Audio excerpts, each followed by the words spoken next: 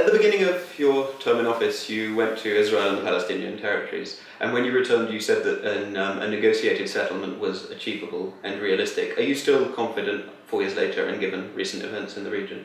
I still think that we all know what a settlement should look like. And I still think and believe that it is not impossible to do. But it requires political will, not just from the parties involved, but also from a lot of other people around them. I think the efforts that John Kerry has made in recent times have been absolutely extraordinary. He put huge effort and time and energy into trying to achieve this, supported certainly by me and by many ministers and countries who really urged him on.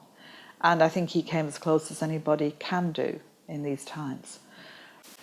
Is one of the issues that this paradigm of returning to 1967 borders with limited right of return for some Palestinian refugees, that's not palatable to Israelis and that wouldn't go through? Or do you think it's a wider problem? Well, I think there are problems on all sides of the issues. If you think about what's happened in the territory, you've got quite a lot of settlements now. People have been living there for a long time. I think we've always thought that it would be 1967 borders with land swaps. But that of itself is quite problematic because you've got to decide what kind of land and where it is, who gets it, what you do with people who would have to be displaced, because there are certainly those who would, under any agreement, have to be displaced. And these are not people necessarily who feel that they would be comfortable with a settlement.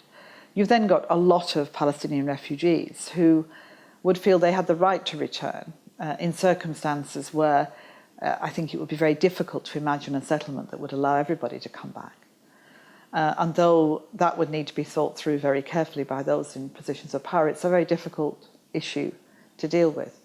And then you've got the ongoing questions of the security around the West Bank and who would be in charge of that, the role of Jordan, the role of the US, the role of others, and so on. Complicated. Not impossible, because we all know what the issues are, which is a good start, but certainly very difficult.